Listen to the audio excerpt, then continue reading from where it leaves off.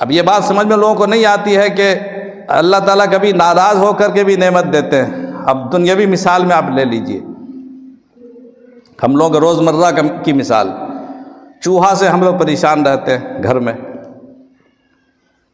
تو گھر میں چوہے سے پریشان رہتے ہیں تو ہم لوگ کیا کرتے ہیں کہ بہترین آٹا تیار کرتے ہیں، کھانا تیار کرتے ہیں، اس میں کیا ڈال دیتے ہیں؟ زہر، اور اس کو مختلف جگہوں پر پھیلا دیتے ہیں، یہاں وہاں پھیلا دیا۔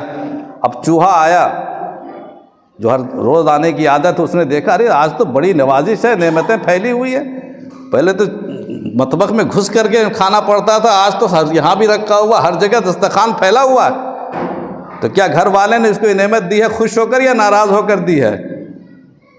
ہم لوگوں نے یا جس نے بھی چوہے کے لیے جو اس طرح کی غذائیں پھیلاتے ہیں، وہ خوش ہو کر کے پھیلاتے ہیں کہ چوہا کو ختم کرنے کے لیے پھیلاتے ہیں، ناراض ہو کر پھیلاتے ہیں؟ ختم کرنے کے لیے پھیلا رہے ہیں، ناراض ہو کر کے ہم یہ نعمتیں اس کو غذائیں دے رہے ہیں۔ اب چوہے نے اس کو کھانا چاہا، ایک نصیحت کرنے والے نے کہا کہ ارے رک جاؤ،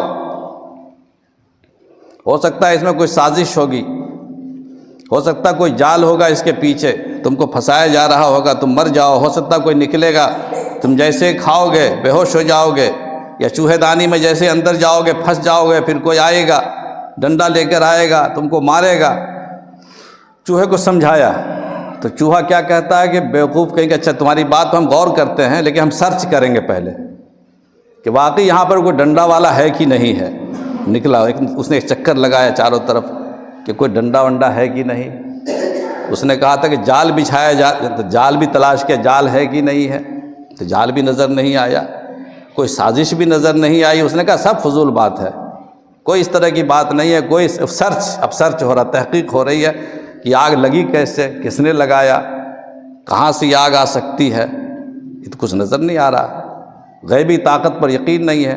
اس نے کہا ٹھیک ہے سب بیکار سی بات ہے۔ اس نے اس کھانے کو کھا لیا جو اس کے لیے پھیلایا گیا تھا اور مارا گیا۔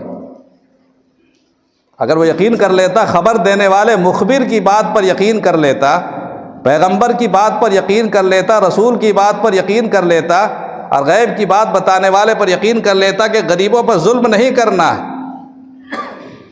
اور یہ ظلم تمہارے لیے مہنگا پڑے گا، تو وہ چوہا اس دن مرتا نہیں۔ تم نے سب کا کپڑا کاٹ دیا، تم نے گھر میں تباہی مچا رکھی ہے۔ اللہ تعالیٰ ایسے لوگوں کا خاتمہ کرتے ہیں۔ آج وہی ہو رہا، سرچ ہو رہا، تحقیق ہوئی۔ بتائیے چوہا کو جو نعمت ملی وہ ناراض ہو کر ملی یا خوش ہو کر کے ملی ہے؟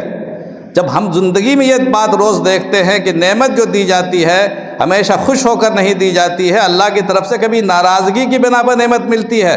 کیوں؟ تاکہ قرآن کہتا ہے لیزدادوا اسما، دیکھیں گناہ کتنا بڑھتا ہے اس کی بدماشی کس قدر بڑھتی ہے، اور جب بڑھے گی پھر اللہ پکڑے گا، ان بطش ربک لشدید، تیرے رب کی پکڑ اتنی سخت ہے کہ تم بچ نہیں سکو گے۔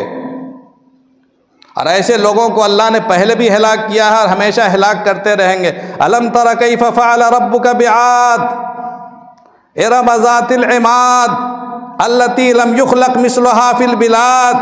قرآن کریم میں تذکرہ ہے، اللہ نے فرمایا کہ اس طرح کے فرعون اور اس طرح کے شداد اور اس طرح کے نمرود پہلے زمانوں میں ہوتے رہے ہیں۔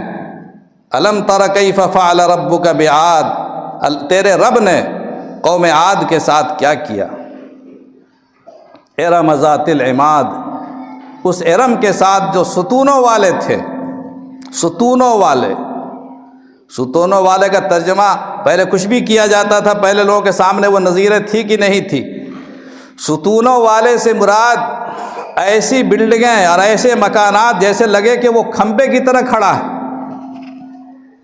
آج جو شہروں میں، بڑے شہروں میں جو بلڈنگیں بن رہی ہے، 77 منزلہ عمارت تھی اسی لاس اینجلس میں، 77 منزلہ عمارت، باہر سے دیکھنے میں کیسا لگے گا؟ کھمبا لگے گا نہیں کھمبا لگے گا، ستون لگے گا، عماد۔ اللہ نے کہا کہ اس طرح کے عماد اور اس طرح کے محلات اور بلڈنگیں بنانے والے پہلے بھی آ چکے ہیں قوم عاد کے لوگ، بلکہ قرآن کہتا ہے کہ التی لم یخلق مثلها فی البلاد، ایسی قوم تھی کہ اس زمانے میں اس جیسی قوم تھی ہی نہیں۔